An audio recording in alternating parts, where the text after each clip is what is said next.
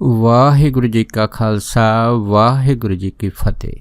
ਗੁਰੂ ਪਿਆਰੀ ਗੁਰੂ ਸਵਾਰੀ ਪਰਮ ਸਤਿਕਾਰਯੋਗ ਸਾਧ ਸੰਗਤ ਜੀਓ, ਅਗਰ ਕਿਸੇ ਇਨਸਾਨ ਦੇ ਅਤ ਭਾਗ ਚੰਗੇ ਹੋਣ ਤਾਂ ਫੇਰ ਹੀ ਉਹਦੀ ਮਨ ਦੀ ਰੁਚੀ ਉਹ ਭਜਨ ਸਿਮਰਨ ਬੰਦਗੀ ਦੇ ਵੱਲ ਜਾਂਦੀ ਹੈ। ਪਰ ਕਈ ਵਾਰ ਇਨਸਾਨ ਆਪਣੀਆਂ ਛਾਵਾਂ ਦੀ ਪੂਰਤੀ ਦੇ ਵਾਸਤੇ ਇਸ ਪਾਸੇ ਤੁਰਦਾ ਹੈਗਾ ਕਿ ਉਹ ਰੱਬ ਤੋਂ ਕੁਛ ਮੰਗ ਸਕੇ। ਇਸ ਕਰਕੇ ਉਹ ਪਾਠ ਪੂਜਾ ਜਾਂ ਹੋਰ ਕਈ ਤਰ੍ਹਾਂ ਦੇ ਜਿਹੜੇ ਅਡੰਬਰ ਹੈਗਾ ਧਰਮ ਦੇ ਨਾਂ 'ਤੇ ਚਲਾਉਂਦਾ।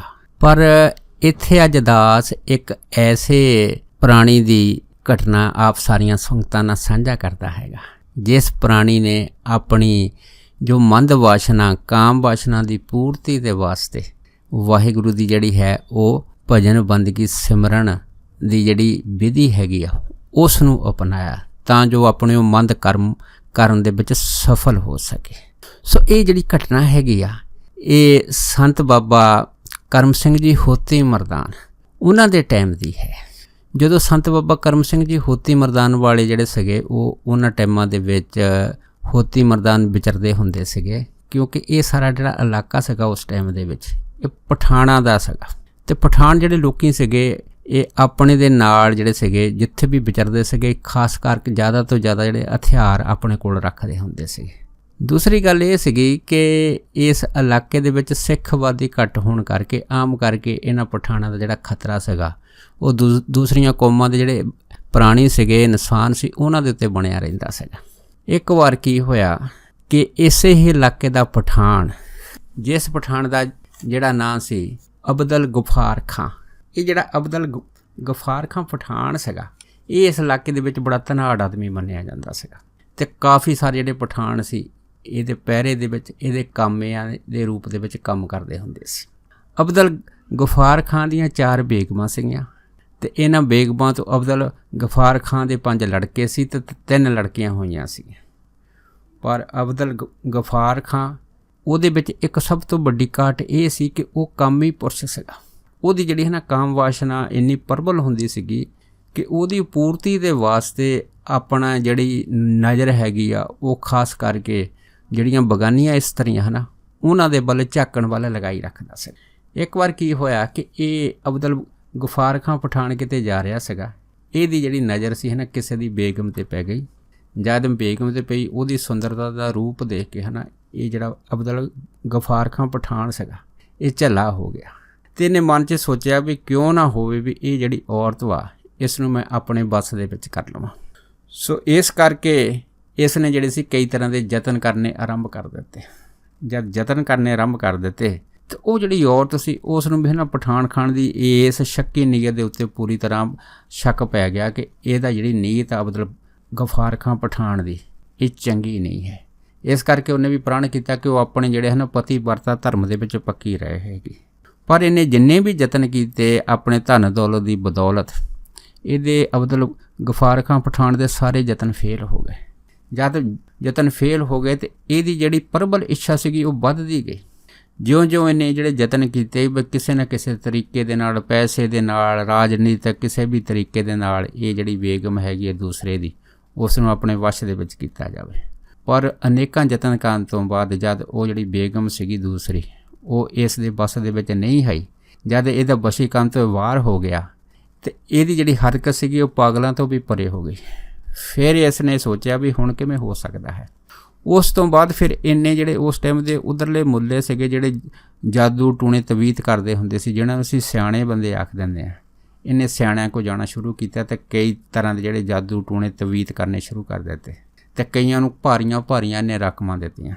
ਪਰ ਜਦੋਂ ਉਸ ਜਾਦੂ ਤਵੀਤ ਟੂਣਿਆਂ ਦਾ ਵੀ ਇਸ ਨੂੰ ਆਪਣੀ ਮੰਦ ਵਾਸ਼ਨਾ ਵਿੱਚ ਸਫਲਤਾ ਪ੍ਰਾਪਤ ਨਾ ਹੋਈ, ਅਖੀਰ ਫਿਰ ਇਹਨੇ ਜਿਹੜਾ ਦੇਖਿਆ ਵੀ ਹੁਣ ਕਿਵੇਂ ਹੋ ਸਕਦਾ ਹੈ।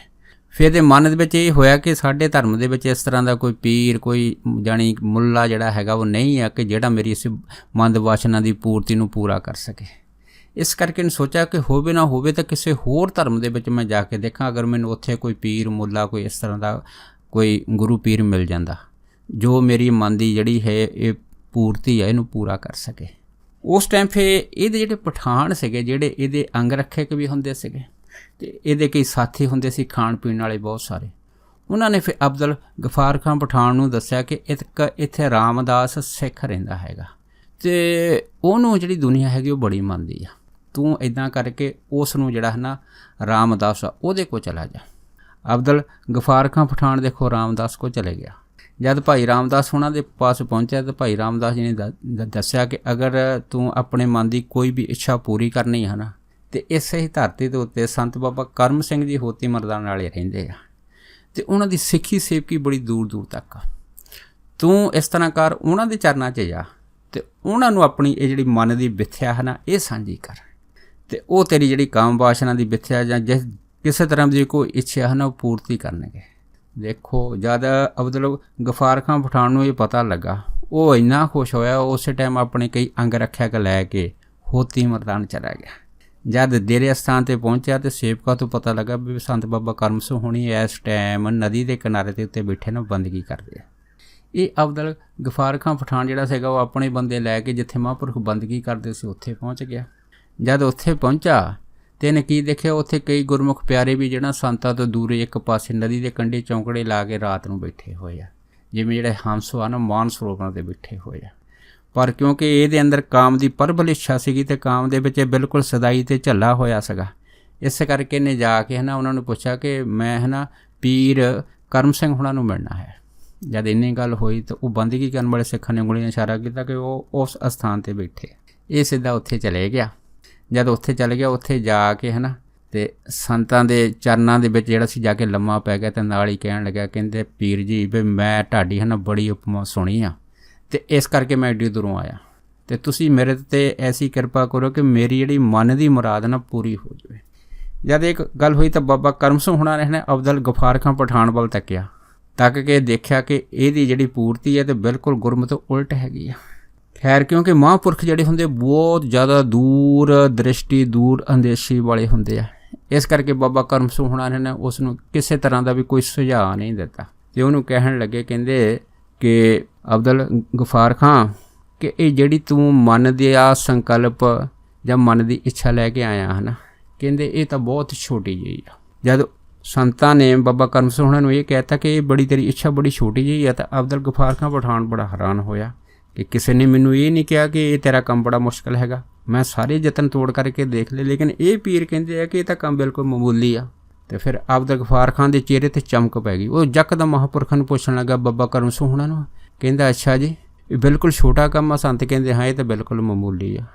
ਤੇ ਜਦ ਇੰਨੀ ਗੱਲ ਹੋਈ ਤਾਂ ਫਿਰ ਉਹ ਕਹਿਣ ਲੱਗਾ ਵੀ ਦੱਸੋ ਇਹ ਕਿਵੇਂ ਹੋ ਸਕਦਾ? ਤੇ ਬਾਬਾ ਜੀ ਕਹਿਣ ਲੱਗੇ ਕਿ ਤੈਨੂੰ ਹੈ ਨਾ ਸਾਡਾ ਵਚਨ ਮੰਨਣਾ ਪਊਗਾ, ਜੇ ਤੂੰ ਸਾਡਾ ਵਚਨ ਪੱਕੀ ਤਰ੍ਹਾਂ ਮੰਨੂਗਾ ਤਾਂ ਤੈਨੂੰ ਕੰਮ 'ਚ ਪੂਰਨ ਸਫਲਤਾ ਮਿਲੂਗੀ, ਤੇ ਉਹ ਵੀ ਕੋਈ ਬਹੁਤਾ ਟਾਈਮ ਨਹੀਂ ਲੱਗੂਗਾ, ਬਹੁਤ ਥੋੜ੍ਹੇ ਚਿਰ ਦੇ ਵਿੱਚ ਸਫਲਤਾ ਤੈਨੂੰ ਪ੍ਰਾਪਤ ਹੋ ਜਾਊ। ਜਦ ਇੰਨੀ ਗੱਲ ਹੋਈ ਤਾਂ ਅਬਦੁਲ ਗਫਾਰ ਖਾਂ ਪਠਾਨ ਦੇ ਚਿਹਰੇ 'ਤੇ ਹੋਰ ਵੀ ਰੌਣਕ ਆ ਗਈ। ਉਸੇ ਟਾਈਮ ਬਾਬਾ ਜੀ ਨੂੰ ਕਹਿਣ ਲੱਗਾ ਕਿ ਮੈਨੂੰ ਦੱਸੋ ਮੈਨੂੰ ਕੀ ਕਰਨਾ ਹੋਊਗਾ? ਤੇ ਬਾਬਾ ਜੀ ਕਹਿਣ ਲੱਗੇ, ਕਹਿੰਦੇ ਤੂੰ ਇਸ ਤਰ੍ਹਾਂ ਕਰ, 40 ਦਿਨ ਤੈਨੂੰ ਅਸੀਂ ਦਿੰਦੇ ਹਾਂ, 40 ਦਿਨ ਤੈਨੂੰ ਇੱਕ ਨਿਯਮ ਦੀ ਪਾਲਣਾ ਕਰਨੀ ਪਊਗੀ। ਤੋ ਪਹਿਲਾ ਜਿਹੜਾ ਨਿਯਮ ਸੰਤਾਂ ਨੇ ਦੱਸਿਆ ਸੀ, ਕਹਿੰਦੇ ਇਸ ਤਰ੍ਹਾਂ ਹੈ ਕਿ ਤੂੰ ਅੰਮ੍ਰਿਤ ਵੇਲੇ ਜਾ ਆਪਣੀ ਮਸੀਤ ਦੇ ਵਿੱਚ, ਉੱਥੇ ਜਾ ਕੇ ਹੈ ਨਾ ਤੈਂ ਅੰਮ੍ਰਿਤ ਵੇਲੇ 2-2.5 ਘੰਟੇ ਅੱਲਾ ਦਾ ਨਾਮ ਜਪਣਾ ਹੈਗਾ। ਉਸ ਤੋਂ ਬਾਅਦ ਜਦੋਂ ਪਹਿਲੀ ਜਿਹੜੀ ਨਮਾਜ਼ ਹੈਗੀ ਆ ਉਹ ਸ਼ੁਰੂ ਹੋ ਗਈ, ਤੇ ਉਹ ਨਮਾਜ਼ ਕਰਕੇ ਤੈਂ ਬਾਹਰ ਆ ਜਾਣਾ। ਬਸ ਇਹ ਜਿਹੜਾ ਨਿਯਮ ਤੈਂ 40 ਦਿਨ ਕਰਨਾ ਹੈਗਾ। ਜਦ ਇੰਨੀ ਗੱਲ ਹੋਈ ਤਾਂ ਕਹਿਣ ਲੱਗਾ, ਜੀ ਇਹ ਤਾਂ ਮੈਂ ਜਿਹੜਾ ਹੈਗਾ ਉਹ ਆਪ ਕਰ ਹੀ ਲਊਂਗਾ, ਮੇਰੇ ਵਾਸਤੇ ਕੋਈ ਮੁਸ਼ਕਿਲ ਨਹੀਂ ਆ। ਇਹ ਕਹਿ ਕੇ ਅਬਦੁਲ ਗਫਾਰ ਖਾਂ ਪਠਾਨ ਜਿਹੜਾ ਸੀ ਬੜਾ ਖੁਸ਼ੀ ਜਿਹੜਾ ਸੀਗਾ ਉਹ ਆਪਣੇ ਘਰ ਨੂੰ ਤੁਰ ਪਿਆ। ਜਦ ਘਰ ਪਹੁੰਚਾ ਤੇ ਸਾਰੀ ਰਾਤ ਇਹਨੂੰ ਨੀਂਦ ਨਹੀਂ ਆਈ, ਤੇ ਬਾਬਾ ਕਰਮ ਸਿੰਘ ਦਾ ਬਚਨ ਜਿਹੜਾ ਇਹਨੂੰ ਬਾਰ-ਬਾਰ ਜਿਹੜਾ ਹੈ ਉਹ ਯਾਦ ਆਈ ਜਾਵੇ ਕਿ ਸਵੇਰੇ ਜਾ ਕੇ ਨਾ ਅੱਲਾਹੂ ਅੱਲਾਹੂ ਕਰਨੇ। ਇਹਨੇ ਮਨ 'ਚ ਸੋਚਿਆ ਵੀ ਹੋ ਸਕਦਾ ਤੜਕੇ ਮੈਨੂੰ ਨੀਂਦ ਜ਼ਿਆਦਾ ਜ਼ੋਰ ਪਾ ਜਾਵੇ ਤੇ ਮੇਰਾ ਨੇਮ ਟੁੱਟ ਜਾਵੇ, ਕਿਉਂਕਿ ਮਹਾਂਪੁਰਖਾਂ ਨੇ 40 ਦਿਨ ਦਿੱਤੇ ਆ। ਇਸ ਕਰਕੇ 12 ਵਜੇ ਜਿਹੜਾ ਨਾ ਨੱਠ ਕੇ ਉਸ ਮਸਜਿਦ ਦੇ ਵਿੱਚ ਜਾ ਵੜਿਆ। ਜਦ ਰਾਤ ਨੂੰ 12 ਵਜੇ ਗਿਆ, ਉੱਥੇ 12 ਵਜੇ ਇਹਨੇ ਹੈ ਨਾ ਅੱਲਾ ਅੱਲਾ ਅੱਲਾ ਅੱਲਾ ਉੱਚੀ ਉੱਚੀ ਕਰਨਾ ਸ਼ੁਰੂ ਕਰ ਦਿੱਤਾ। ਜਦ ਅੱਲਾ ਦਾ ਨਾਮ ਜਿਹੜਾ ਰਟਨ ਸੀ ਨੇ ਉੱਚੀ ਉੱਚੀ ਕਰਨਾ ਸ਼ੁਰੂ ਕਰ ਦਿੱਤਾ, ਤੇ ਇਹਦੀ ਆਵਾਜ਼ ਜਿਹੜੀ ਸੀ ਮਸਜਿਦ ਤੋਂ ਬਾਹਰ ਵੀ ਜਿਹੜੀ ਸੀ ਕਾਫੀ ਦੂਰ ਤੱਕ ਜਾਵੇ, ਕਿਉਂਕਿ ਇਹਦੇ ਮਨ ਦੇ ਵਿੱਚ ਕਾਹਲੀ ਸੀ ਵੀ ਕਿਹੜੀ ਜਿਹੜਾ ਸੰਤਾਂ ਨੇ ਮੰਤਰ ਦਿੱਤਾ ਇਹਦੀ ਪੂਰਤੀ ਹੋਵੇ ਤੇ ਮੈਨੂੰ ਮੇਰੇ ਕੰਮ ਦੇ ਵਿੱਚ ਸਫਲਤਾ ਪ੍ਰਾਪਤ ਹੋ ਜਾਵੇ। ਦੇਖੋ ਜਦ ਇਸ ਤਰ੍ਹਾਂ ਉਹ ਅੱਲਾ ਕਰਦਾ ਰਿਹਾ, ਤੇ ਉਹ ਜਿਹੜਾ ਮਸਜਿਦ ਦਾ ਮੁੱਲਾ ਸੀ ਉਹਦਾ ਕਰਨ ਲੱਗ ਗਏ ਸੀ। ਉਹਨੇ ਵੀ ਸੋਚਿਆ ਵੀ ਇਹ ਕਿਹੜਾ ਬੰਦਾ ਆਇਆ ਜਿਹੜਾ ਰਾਤ ਨੂੰ ਜਿਹੜਾ ਹੈਗਾ ਇਹ ਮਸਜਿਦ ਦੇ ਵਿੱਚ ਅੱਲਾ ਅੱਲਾ ਜਿਹੜਾ ਜ਼ੋਰ ਨਾਲ ਪੁਕਾਰ ਰਿਹਾ ਹੈਗਾ। ਸੋ ਜਦੋਂ ਮੁੱਲਾ ਆਇਆ ਤੇ ਮੁੱਲੇ ਨੇ ਬਿਨਾਂ ਕਿਸੇ ਦੇਖੇ ਪੁੱਛੇ ਇਸ ਨੂੰ ਉੱਚੀ ਉੱਚੀ ਕਹਿਣਾ ਸ਼ੁਰੂ ਕਰ ਦਿੱਤਾ ਕਿ ਤੂੰ ਨਾ ਆਪ ਸੌਂਦਾ ਹੈਗਾ ਨਾ ਸਾਨੂੰ ਸੌਣ ਦਿੰਦਾ। ਕਿਉਂਕਿ ਮੁੱਲੇ ਨੇ ਸਮਝਿਆ ਸ਼ਾਇਦ ਕੋਈ ਪਾਗਲ ਆਦਮੀ ਆ, ਤੇ ਉਹ ਕਹਿਣ ਲੱਗਾ ਕਿ ਆਹ ਕਿਹੜਾ ਸਮਾਂ ਹੈਗਾ ਤੂੰ ਅੱਲਾ ਅੱਲਾ ਉੱਚੀ ਉੱਚੀ ਜਿਹੜਾ ਮਸਾਜ ਕਰ ਰਿਹਾ ਹੈਗਾ।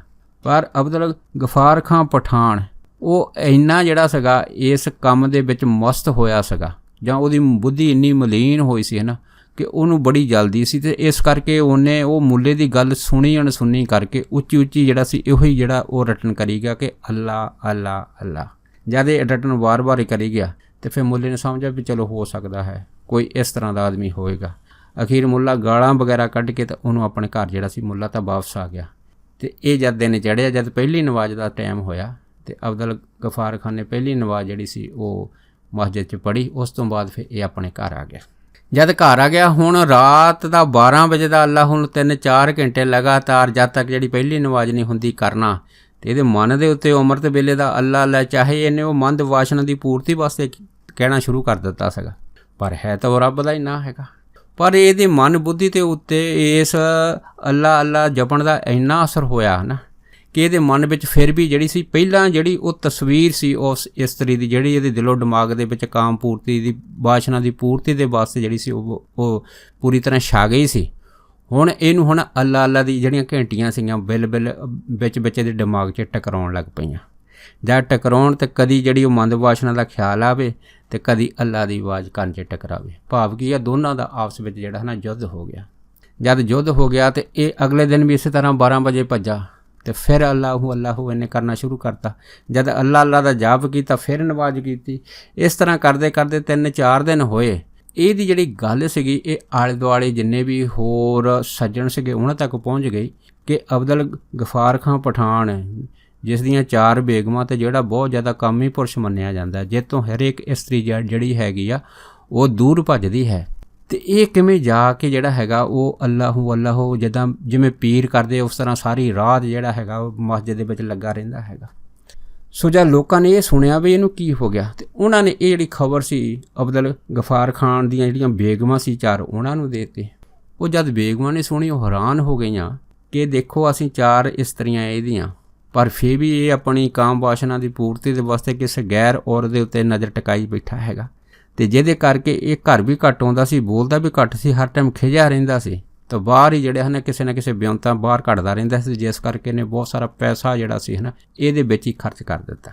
ਪਰ ਯਕਦਮ ਮੈਨੂੰ ਪਤਾ ਨਹੀਂ ਕੀ ਹੋ ਗਿਆ ਕਿ ਇਹ ਰੋਜ਼ ਮਸਜਿਦ ਜਾਂਦਾ ਅਤੇ ਸਾਰੀ ਰਾਤ ਖੜਾ ਅੱਲਾ ਅੱਲਾ ਅੱਲਾ ਦਾ ਜਾਪ ਕਰਦਾ ਰਹਿੰਦਾ ਹੈਗਾ। ਪਰ ਉਹਨਾਂ ਨੂੰ ਇਹ ਨਹੀਂ ਸੀ ਪਤਾ ਕਿ ਇਹ ਜਿਹੜਾ ਅੱਲਾ ਅੱਲਾ ਦਾ ਜਾਪ ਕਰਦਾ ਹੈਗਾ ਇਹਦੇ ਪਿੱਛੇ ਇਹਦੀ ਇੱਛਾ ਜਿਹੜੀ ਹੈ ਨਾ ਉਹ ਕਿੰਨੀ ਮੰਦਭਾਗੀ ਹੈ। ਖੈਰ ਜਦ 2-4 ਦਿਨ ਬੀਤੇ, ਹੌਲੀ ਹੌਲੀ ਕਰਦੇ ਇਸ ਦਾ ਮਨ ਦਾ ਜਿਹੜਾ ਬਦਲਾਵ ਸੀਗਾ ਹੈ ਨਾ ਉਹ ਪਿੱਛੇ ਨੂੰ ਆਉਣਾ ਸ਼ੁਰੂ ਹੋ ਗਿਆ। ਜਿਉਂ ਕਹਿ ਲਓ ਕਿ ਇਹਦੀ ਜਿਹੜੀ ਹੈ ਨਾ ਕਾਮ ਦੀ ਜਿਹੜੀ ਉਹ ਖਿੱਚ ਸੀਗੀ ਉਹ ਤਕਰੀਬਨ ਹੌਲੀ ਹੌਲੀ ਇਸ ਜਾਪ ਦੇ ਨਾਲ ਘਟਣ ਲੱਗ ਪਈ, ਔਰ ਇੰਨੀ ਤੇਜ਼ੀ ਦੇ ਨਾਲ ਘਟੀ ਕਿ ਇਹਦੇ ਅੰਦਰ ਜਿੱਥੇ ਮੰਦੇ ਜਿਹੜੇ ਖਿਆਲ ਸੀ ਫੁਰਨੇ ਸੀ ਹਰ ਟਾਈਮ ਅੰਦਰ ਰਹਿੰਦੇ ਸੀ, ਫਿਰ ਇਹਦੇ ਅੰਦਰ ਜਿਹੜੇ ਹਨ ਚੰਗੇ ਜਾਂ ਵਧੀਆ ਫੁਰਨੇ ਆਉਣੇ ਸ਼ੁਰੂ ਹੋ ਗਏ। ਇਸ ਤਰ੍ਹਾਂ ਕਰਦੇ ਜਦ 7 ਦਿਨ ਹੋਏ ਅਤੇ 7 ਦਿਨ ਹੋਏ ਅਤੇ ਇਸੇ ਤਰ੍ਹਾਂ ਇਹ ਜਿਹੜਾ ਸੀਗਾ ਇਹ ਨਵਾਜ਼ ਦਾ ਜਿਹੜਾ ਅੱਲਾ ਅੱਲਾ ਦਾ ਜਿਹੜਾ ਰਟਨ ਸੀਗਾ ਉਸ ਮਸਜਿਦ ਦੇ ਵਿੱਚ ਕਰ ਰਿਹਾ ਸੀਗਾ, ਅਤੇ ਬਹੁਤ ਸਾਰੇ ਜਿਹੜੇ ਲੋਕ ਸੀਗੇ ਹਨ ਉਹ ਇਕੱਠੇ ਹੋਏ। ਜਦ ਇਕੱਠੇ ਉਹਨੇ ਸੋਚਿਆ ਕਿ ਲੱਗਦਾ ਇਹਦੇ ਉੱਤੇ ਕੋਈ ਅੱਲਾ ਦੀ ਕਿਰਪਾ ਹੋ ਗਈ, ਜਿਹੜਾ ਸਾਰੀ ਰਾਤ ਉੱਚੀ ਉੱਚੀ ਅੱਲਾ ਅੱਲਾ ਕਰਦਾ ਰਹਿੰਦਾ ਹੈਗਾ, ਇਹਦਾ ਕੋਈ ਪਿਛਲਾ ਕਰਮ ਜਾਗ ਪਿਆ ਹੈਗਾ। ਪਰ ਜਦੋਂ ਅਬਦੁਲ ਗਫਾਰ ਖਾਂ ਪਠਾਨ ਨਵਾਜ਼ ਕਰਕੇ ਬਾਹਰ ਨਿਕਲਿਆ ਅਤੇ ਜਿੰਨੇ ਵੀ ਜਿਹੜੇ ਲੋਕੀ ਸੀ ਉੱਥੇ ਦੇ ਪਠਾਨ ਅਤੇ ਪਠਾਣੀਆਂ ਤਾਂ ਹੋਰ, ਉਹਨਾਂ ਨੇ ਇਹਦੇ ਉੱਤੇ ਹੈ ਨਾ ਫੁੱਲਾਂ ਦੀ ਵਰਖਾ ਕਰਨੀ ਸ਼ੁਰੂ ਕਰ ਦਿੱਤੀ ਅਤੇ ਇਹਨੂੰ ਹੈ ਨਾ ਪੀਰ ਮੰਨ ਲਿਆ। ਜਦ ਇਸ ਤਰ੍ਹਾਂ ਦੀ ਇਹ ਘਟਨਾ ਇਹਦੇ ਨਾਲ ਹੋਈ ਆ ਅਤੇ ਇਹ ਦੇਖ ਕੇ ਹੱਕਾ ਬੱਕਾ ਹੋ ਗਿਆ, ਅਤੇ ਉਹਨਾਂ ਨੇ ਕੀ ਕੀਤਾ, ਇਸ ਨੂੰ ਹੈ ਨਾ ਪੀਰ ਮੰਨ ਕੇ ਇਹਦੀ ਜੈ ਜੈਕਾਰ ਕਰਨੀ ਸ਼ੁਰੂ ਕਰ ਦਿੱਤੀ। ਇਹਨੂੰ ਘਰ ਤੱਕ ਛੱਡਣ ਗਏ। ਜਦ ਅਬਦੁਲ ਗਫਾਰ ਖਾਂ ਪਠਾਨ ਘਰ ਪਹੁੰਚਿਆ ਅਤੇ ਇਹਨੇ ਆਪਣੀ ਇਹ ਹਾਲਤ ਦੇਖੀ ਆ ਕਿ ਜਿਸ ਤੋਂ ਲੋਕੀ ਜਿਹੜੇ ਸੀਗੇ ਦੂਰ ਭੱਜਦੇ ਹੁੰਦੇ ਸੀ, ਜਿਹਨੂੰ ਨਫ਼ਰਤ ਕਰਦੇ ਹੁੰਦੇ ਸੀ, ਔਰਤਾਂ ਜਿਹੜੀਆਂ ਜਿਹਨੂੰ ਦੇਖਦੇ ਸਾਰੀ ਹੈ ਨਾ ਇੱਕ ਪਾਸੇ ਛੁਪ ਜਾਂਦੀਆਂ ਸੀਗੀਆਂ, ਅੱਜ ਔਰਤਾਂ ਬੱਚੇ ਮੇਰੇ 'ਤੇ ਫੁੱਲਾਂ ਦੀ ਵਰਖਾ ਕਰ ਰਹੇ ਆ ਅਤੇ ਮੇਰਾ ਜਿਹੜਾ ਨਾਂ ਹੈਗਾ ਉਹ ਸਾਰਿਆਂ 'ਚ ਸ੍ਰੇਸ਼ਟ ਹੋ ਰਿਹਾ ਹੈਗਾ। ਇਸ ਤਰ੍ਹਾਂ ਕਰਦੇ ਇਹਦੇ ਮਨ ਦੀ ਜਿਹੜੀ ਵਿਚਾਰ ਸੀਗੀ ਸੋਚਣੀ 7-8 ਦਿਨ ਬਾਅਦ ਜਦ ਬਦਲੀ, ਫਿਰ ਇਹ ਮਨ 'ਚ ਸੋਚਿਆ ਕਿ ਅਗਰ ਇਹਨਾਂ ਨੂੰ ਪਤਾ ਲੱਗ ਜਾਵੇ ਵੀ ਮੈਂ ਅੱਲਾ ਅੱਲਾ ਜਿਹੜਾ ਜੋ ਕੰਮ ਕਰ ਰਿਹਾ ਹੈਗਾ 40 ਦਿਨ ਵਾਸਤੇ, ਇਹ ਤਾਂ ਕਿਸੇ ਮੰਦ ਵਾਸ਼ਨਾ ਦੀ ਪੂਰਤੀ ਦੇ ਵਾਸਤੇ ਕਰ ਰਿਹਾ ਹੈਗਾ, ਅਗਰ ਮੇਰਾ ਭੇਦ ਇਹਨਾਂ ਦੇ ਅੱਗੇ ਖੁੱਲ੍ਹ ਗਿਆ ਅਤੇ ਮੇਰੀ ਜਿਹੜੀ ਅੱਜ ਫੋਕੀ ਇੱਜ਼ਤ ਇਸ ਦੁਨੀਆ ਦੇ ਵਿੱਚ ਬਣੀ ਆ, ਇਸ ਇਲਾਕੇ ਦੇ ਵਿੱਚ ਜੋ ਵਾਹ ਹੁਣ ਅੱਜ ਮੈਨੂੰ ਮਿਲੀ ਆ, ਇਹ ਸਾਰੀ ਖਤਮ ਹੋ ਜਾਊਗੀ। ਫਿਰ ਹੀ ਸੋਚਨੇ ਜਾਣੀ ਜਦੋਂ ਪਲਟਾ ਮਾਰਿਆ ਉਹਦੇ ਵਿੱਚ ਦੱਸਿਆ ਕਿ ਹੈ ਵੀ ਤੂੰ ਇੱਕ ਚੰਮ ਦੇ ਲੋਥੜੇ ਦੇ ਵਾਸਤੇ ਇਸ ਤਰ੍ਹਾਂ ਦਾ ਜਿਹੜਾ ਹੈ ਨਾ ਰੱਬ ਨੂੰ ਵੀ ਧੋਖਾ ਦੇ ਰਿਹਾ ਹੈਗਾ, ਜਦ ਕਿ ਤੈਨੂੰ ਉਸ ਅੱਲਾ ਨੇ 4 ਬੇਗਮਾਂ ਬਖਸ਼ੀਆਂ, 5 ਬੱਚੇ ਬਖਸ਼ੇ, 3 ਬੱਚੀਆਂ ਬਖਸ਼ੀਆਂ, ਉਹ ਵੀ ਘਰ ਦੇ ਵਿੱਚ ਮੁਟਿਆਰ ਹੈ। ਤੇ ਅਗਰ ਉਹਨਾਂ ਨੂੰ ਮੇਰਾ ਭੇਤ ਦਾ ਪਤਾ ਲੱਗ ਗਿਆ, ਖੁੱਲ੍ਹ ਗਿਆ, ਤੇ ਮੈਂ ਸਾਰਿਆਂ ਦੇ ਸਾਹਮਣੇ ਕਦੀ ਵੀ ਜਿਹੜਾ ਹੈ ਨਾ ਮੂੰਹ ਦਿਖਾਉਣ ਦੇ ਯੋਗ ਨਹੀਂ ਰਹੂੰਗਾ। ਜਦ ਇਹ ਜਿਹੜੇ ਵਿਚਾਰ ਸੀਗੇ ਅਬਦੁਲ ਗਫਾਰ ਖਾਂ ਪਠਾਨ ਦੇ ਅੰਦਰ ਤੇਜ਼ੀ ਦੇ ਨਾਲ ਗੁਜ਼ਰੇ ਆ, ਤੇ ਇਹਨੂੰ ਆਪਣੀ ਇਹ ਜਿਹੜੀ ਮੰਦ ਵਾਸ਼ਨਾ ਦੀ ਪੂਰਤੀ ਦਾ ਖਿਆਲ ਸੀਗਾ, ਇਸ ਨੂੰ ਬੜਾ ਇਸ ਨੇ ਸ਼ਰਮਸਾਰ ਕੀਤਾ। ਜਦ ਸ਼ਰਮਸਾਰ ਕੀਤਾ, ਅਗਲੇ ਦਿਨ ਜਦ ਫਿਰ ਇਹ ਜਿਹੜਾ ਸੀਗਾ 12 ਵਜੇ ਅੱਲਾਹੂ ਅੱਲਾਹੂ ਕਰਨ ਲੱਗਾ, ਉੱਥੇ ਜਦ ਜਾਪ ਜਪਣ ਲੱਗਾ, ਤੇ ਇਹਦੇ ਮਨ ਦਾ ਜਿਹੜਾ ਖਿਆਲ ਜਿਹੜਾ ਪਹਿਲਾਂ ਮੰਦ ਵਾਸ਼ਨਾ ਦੀ ਪੂਰਤੀ ਦੇ ਵਾਸਤੇ ਜਿਹੜਾ ਸੀਗਾ, ਹੁਣ ਉਹ ਸ਼ੁਭ ਜਿਹੜੀ ਭਾਵਨਾ ਸੀ ਉਹਦੇ ਵਿੱਚ ਤਬਦੀਲ ਹੋ ਗਿਆ। ਜਦ ਸ਼ੁਭ ਭਾਵਨਾ ਦੇ ਵਿੱਚ ਤਬਦੀਲ ਹੋਇਆ, ਤੇ ਇਹਦੀ ਜਿਹੜੀ ਖਿੱਚ ਸੀ ਉਸ ਔਰਤ ਦੇ ਪ੍ਰਤੀ ਜੋ ਕਿਸੇ ਦੀ ਬੇਗਮ ਸੀਗੀ, ਉਹ ਜਿਹੜੀ ਬੇਗਮ ਸੀ ਜਿਸ ਨੂੰ ਇਹਨੇ ਮੰਦ ਵਾਸ਼ਨਾ ਦਾ ਸ਼ਿਕਾਰ ਜਿਹੜਾ ਸੀਗਾ ਸੁਪਨੇ ਦੇ ਵਿੱਚ ਆਪਣੀ ਜੀਵਨ ਦੀ ਹਕੀਕਤ ਦੇ ਵਿੱਚ ਬਣਾਉਣ ਦਾ ਪੱਕਾ ਦ੍ਰਿੜ ਫੈਸਲਾ ਕੀਤਾ ਸੀਗਾ, ਹੁਣ ਇਹਦਾ ਜਿਹੜਾ ਖਿਆਲ ਸੀਗਾ ਉਹ ਹਵਾ ਵਾਂਗੂ ਉੱਡ ਗਿਆ। ਤੇ ਉਹ ਜਿਹੜੀ ਔਰਤ ਸੀ ਉਸ ਨੂੰ ਹੁਣ ਇਹ ਆਪਣੀ ਜਿਹੜੀ ਸੀ ਉਹ ਭੈਣ ਦੀ ਤਰ੍ਹਾਂ ਦਿਖਾਈ ਦੇਣ ਲੱਗੀ। ਜਦ ਭੈਣ ਦੀ ਤਰ੍ਹਾਂ ਦਿਖਾਈ ਦੇਣ ਲੱਗੀ ਤੇ ਇਹਦਾ ਮਨ ਬਿਲਕੁਲ ਸਾਫ਼ ਹੋ ਗਿਆ, ਨਿਰਮਲ ਹੋ ਗਿਆ, ਤੇ ਇਹਦੇ ਮਨ ਦੀ ਇੱਕ ਰੌ ਜਿਹੜੀ ਸੀਗੀ ਜਿਸ ਨੂੰ ਅਸੀਂ ਕਹਿੰਦੇ ਆਨੰਦ ਦੀ ਮਿਠਾਸ ਦੀ, ਉਹ ਅੰਦਰ ਆਉਣੀ ਸ਼ੁਰੂ ਹੋ ਗਈ। ਇਸ ਤਰ੍ਹਾਂ ਕਰਦਾ ਇਹ ਫਿਰ ਜਦ 10-11 ਦਿਨ ਹੋਏ, ਜਦੋਂ ਇਹ ਅੱਲਾਹੂ ਅੱਲਾਹੂ ਦਾ ਰਟਨ ਜਿਹੜਾ ਕਰਦਾ ਰਿਹਾ, ਤੇ ਇਹਦੇ ਅੰਦਰ ਐਸੀ ਜਿਹੜੀ ਹੈ ਨਾ ਉਸ ਅਕਾਲ ਪੁਰਖ ਵਾਹਿਗੁਰੂ ਦੀ ਕਿਰਪਾ ਹੋਈ ਆ ਕਿ ਇਹ ਜਿਹੜਾ ਬਿਲਕੁਲ ਹੈ ਨਾ ਆਪਣੇ ਬਰਾਗ ਦੇ ਵਿੱਚ ਬਹਿ ਤੁਰਿਆ, ਤੇ ਇੰਨਾ ਬਰਾਗ 'ਚ ਵਿਆਹ ਹੈ ਕਿ ਉਹ ਜਿਹੜਾ ਪ੍ਰੇਮ ਜਿਹੜਾ ਉਸ ਔਰਤ ਦੇ ਪ੍ਰਤੀ ਇਹਦੇ ਅੰਦਰ ਪੈਦਾ ਹੋਇਆ ਸੀਗਾ, ਹੁਣ ਉਹ ਜਿਹੜਾ ਪ੍ਰੇਮ ਆ ਸ਼ੁੱਧ ਪ੍ਰੇਮ ਹੁਣ ਅੱਲਾ ਦੇ ਪ੍ਰਤੀ ਇਹਦੇ ਅੰਦਰ ਜਿਹੜਾ ਸੀਗਾ ਉਹ ਚਸ਼ਮੇ ਦੀ ਤਰ੍ਹਾਂ ਫੁੱਟ ਪਿਆ। ਜਦ ਫੁੱਟ ਪਿਆ ਤੇ 11ਵੇਂ ਦਿਨ ਇਹ ਹੀ ਅਬਦੁਲ ਗਫਾਰ ਖਾਂ ਪਠਾਨ ਸੰਤ ਬਾਬਾ ਕਰਮ ਸਿੰਘ ਹੁਣਾਂ ਦੇ ਹੋਤੀ ਮੈਦਾਨ ਪਹੁੰਚਿਆ। ਜਦ ਪਹੁੰਚਿਆ ਤਾਂ ਫਿਰ ਇਹਨੂੰ ਦੇਖਿਆ ਕਿ ਹੁਣ ਰਾਤ ਦਾ ਟਾਈਮ ਹੋ ਗਿਆ, ਤੇ ਮੈਂ ਇਸ ਹਿਸਾਬ ਨਾਲ ਜਾਵਾਂ ਕਿ ਮੈਨੂੰ ਕੋਈ ਦੇਖੇ ਨਾ, ਇਸ ਕਰਕੇ ਇਹ 10 ਵਜੇ ਰਾਤ ਦੇ ਜਿੱਥੇ ਬਾਬਾ ਕਰਮ ਸਿੰਘ ਬੰਦਗੀ ਕਰਦੇ ਸੀਗੇ ਉਸ ਸਥਾਨ 'ਤੇ ਚਲੇ ਗਿਆ, ਤੇ ਜਾਂਦੇ ਸਾਰ ਹੈ ਨਾ ਬਾਬਾ ਕਰਮ ਸਿੰਘ ਹੁਣਾਂ ਦੇ ਚਰਨਾਂ ਦੇ ਉੱਤੇ ਜਿਹੜਾ ਸੀ ਲੰਮਾ ਪੈ ਗਿਆ। ਜਦ ਲੰਮਾ ਪੈ ਗਿਆ ਤਾਂ ਬਾਬਾ ਕਰਮ ਸਿੰਘ ਹੁਣਾਂ ਨੇ ਨੇਤਰ ਖੋਲ੍ਹ ਕੇ ਤੇ ਸੰਤਾਂ ਨੇ ਫਿਰ ਅਬਦੁਲ ਗਫਾਰ ਖਾਂ ਪਠਾਨ ਨੂੰ ਪੁੱਛਿਆ, ਕਹਿੰਦੇ ਭਾਈ ਤੇਰੇ 40 ਦਿਨ ਪੂਰੇ ਹੋ ਗਏ।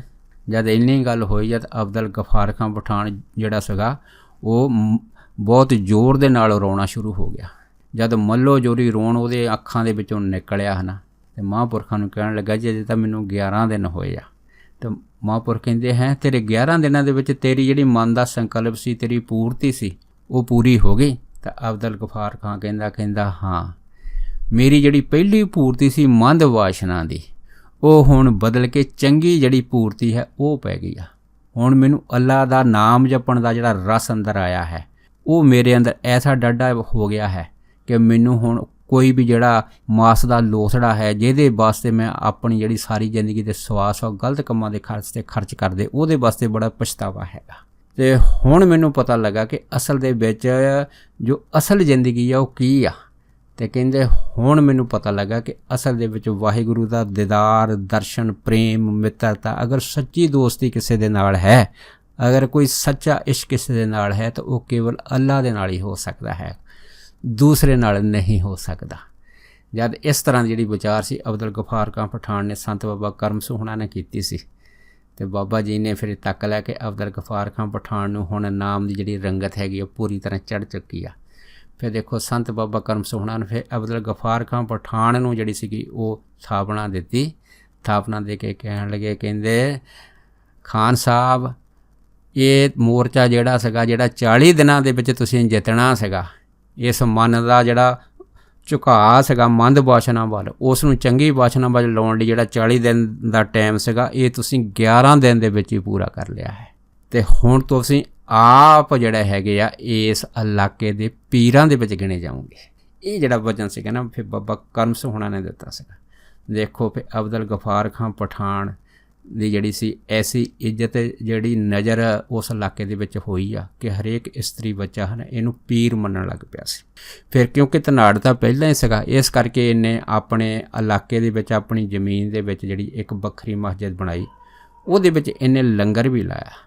ਔਰ ਇੱਥੋਂ ਹੀ ਤੱਕ ਨਹੀਂ ਸੰਤ ਬਾਬਾ ਕਰਮ ਸਿੰਘ ਹੁਣਾਂ ਤੋਂ ਇੰਨਾ ਪ੍ਰਭਾਵਿਤ ਹੋਇਆ, ਇੰਨੇ ਜਾ ਕੇ ਬਾਬਾ ਕਰਮ ਸਿੰਘ ਹੁਣਾਂ ਦੇ ਅੱਗੇ ਜਿਹੜੀ ਇਹ ਬੇਨਤੀ ਕੀਤੀ ਸੀ ਕਿ ਤੁਸੀਂ ਮੈਨੂੰ ਆਪਣਾ ਸਿੱਖ ਬਣਾ ਲਓ।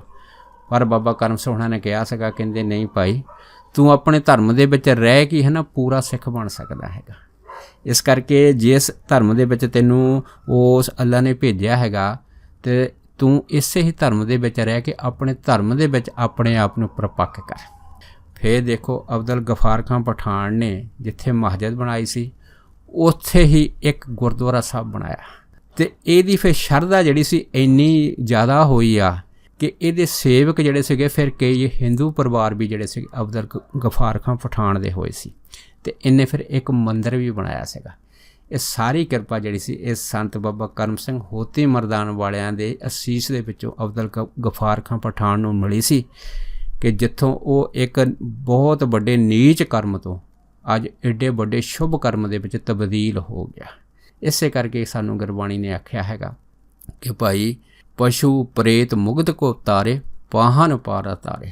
ਗੁਰਬਾਣੀ ਜਿੱਥੇ ਪਸ਼ੂ ਤੇ ਪ੍ਰੇਤਾਂ ਤੇ ਮੁਗਧਾਂ ਨੂੰ ਤਾਰਦੀ ਆ ਉੱਥੇ ਪੱਥਰਾਂ ਨੂੰ ਵੀ ਤਾਰਦੀ ਆ, ਕੋਡੇ ਰਾਖਸ਼ ਨੂੰ ਵੀ ਤਾਰਿਆ, ਬਲੀ ਕੰਧਾਰੀ ਭੂਮੀਆਂ ਚੋਰ ਕਿਹਨੂੰ ਨਹੀਂ ਤਾਰਿਆ। ਜਿਹਨੂੰ ਮਹਾਂਪੁਰਖਾਂ ਦੇ ਬਚਨ ਤਾਰੇ ਗਿਣੇ ਜਾਤ ਹੈ ਨਾ ਤਾਰੇ ਗਿਣੇ ਜਾਤ। ਕਹਿੰਦੇ ਕੋਈ ਅਸਮਾਨ ਦੇ ਤਾਰੇ ਤਾਂ ਗਿਣ ਸਕਦਾ ਪਰ ਬਾਬੇ ਨਾਨਕ ਦੀ ਬਾਣੀ ਨੇ ਜਿੰਨੇ ਤਾਰੇ ਆ ਇਹ ਕੋਈ ਗਿਣ ਨਹੀਂ ਸਕਦਾ। ਤੇ ਇਹਨਾਂ ਦੇ ਵਿੱਚੋਂ ਇੱਕ ਅਬਦੁਲ ਗਫਾਰ ਖਾਨ ਪਠਾਨ ਵੀ ਆਉਂਦਾ ਹੈ। ਸੋ ਇਹ ਆ ਮਹਾਂਪੁਰਖਾਂ ਦੀ ਦ੍ਰਿਸ਼ਟੀ। ਅਗਰ ਕੋਈ ਵੀ ਆਦਮੀ ਜਿਹੜਾ ਕਿਸੇ ਵੀ ਕਰਮ ਦੇ ਵਿੱਚ ਇੰਨਾ ਗਿਰ ਜਾਵੇ ਤੇ ਮਹਾਂਪੁਰਖ ਦੇਖੋ ਉਹਨੂੰ ਕਿਸ ਯੁਕਤ ਦੇ ਨਾਲ ਹੈ ਨਾ ਉਸ ਦੀ ਮੰਦ ਵਾਸ਼ਨਾ ਵਿੱਚੋਂ ਬਾਹਰ ਕੱਢ ਦਿੰਦੇ ਆ। ਜਿਵੇਂ ਗੁਰੂ ਨਾਨਕ ਸਾਹਿਬ ਮਹਾਰਾਜ ਨੇ ਸੱਜਣ ਠਾਗ ਨੂੰ ਇਹ ਆਖਿਆ ਸੀਗਾ ਕਿ ਤੂੰ ਭਾਈ ਚੋਰੀ ਛੱਡ ਦੇ, ਪਰ ਉਹਨੇ ਕਿਹਾ ਸੀਗਾ ਕਿ ਮੈਂ ਚੋਰੀ ਨਹੀਂ ਛੱਡ ਸਕਦਾ ਕਿਉਂਕਿ ਇਹ ਚੋਰੀ ਜਿਹੜੀ ਹੈ ਨਾ ਸਾਡੀ ਕੁਲ ਦੀ ਰੀਤ ਹੈ। ਫਿਰ ਬਾਬੇ ਨਾਨਕ ਨੇ ਮੁਸਕਰਾ ਕੇ ਆਖਿਆ ਸੀ ਅਗਰ ਤੂੰ ਚੋਰੀ ਨਹੀਂ ਛੱਡ ਸਕਦਾ ਤਾਂ 3 ਵਚਨ ਕਮਾ ਲਾ। ਦੇਖੋ ਸੱਜਣ ਠਾਗ ਨੇ ਬਾਬੇ ਨਾਨਕ ਦੇ 3 ਵਚਨ ਕਮਾਏ ਤੇ ਇੱਕ ਸੰਤ ਬਣ ਗਏ ਸੀਗੇ। ਇਹ ਤਾਂ ਇੱਕ ਯੁਕਤੀ ਸੀ। ਇਸੇ ਤਰ੍ਹਾਂ ਬਾਬਾ ਕਰਮ ਸਿੰਘ ਹੁਣਾਂ ਨੇ ਵੀ ਉਹਨਾਂ ਨੂੰ ਇੱਕ ਯੁਕਤੀ ਦਿੱਤੀ ਕਿ ਤੂੰ 40 ਦਿਨ ਅੱਲਾਹੂ ਜਿਹੜਾ ਸੀ ਉਹ ਆਪਣੀ ਮਸਜਿਦ ਦੇ ਵਿੱਚ ਕਰ ਤੇ ਉਹਨੇ ਇਸ ਤਰ੍ਹਾਂ ਕੀਤੀ ਸੀ। ਇਸੇ ਯੁਗ ਦੇ ਨਾਲ ਜਿੱਥੇ 40 ਦਿਨ 'ਚ ਉਹਦਾ ਪਾਰ ਤਾਰਾ ਹੋਣਾ ਸੀਗਾ ਉੱਥੇ ਉਹਦਾ ਜਿਹੜਾ ਪਾਰ ਤਾਰਾ ਹੈਗਾ ਉਹ 11 ਦਿਨ ਦੇ ਵਿੱਚ ਹੀ ਹੋ ਗਿਆ ਤੇ ਇੱਕ ਉਹ ਐਡੇ ਜਰਵਾਣੇ ਆਦਮੀ ਤੋਂ ਪ੍ਰਾਣੀ ਤੋਂ ਜਿਹੜਾ ਸੀਗਾ ਉਹ ਦੇਵਤਾ ਰੂਪ ਬਣਿਆ। ਸੋ ਦਾਸ ਇੰਨੇ ਹੀ ਬਚਨ ਆਪ ਜੀ ਦੇ ਨਾਲ ਸਾਂਝਾ ਕਰਦਾ ਹੋਇਆ ਖਿਮਾ ਦਾ ਜਾਚਕਵਾ ਜੀ ਹੋਈਆਂ ਬੇਅੰਤ ਭੁੱਲਾਂ ਚੁੱਕਾਂ ਦੀ ਖਿਮਾ ਬਖਸ਼ਣੀ ਸੋ ਫਤਿਹ ਬੁਲਾਓ। ਵਾਹਿਗੁਰੂ ਜੀ ਕਾ ਖਾਲਸਾ ਵਾਹਿਗੁਰੂ ਜੀ ਕੀ ਫਤਿਹ।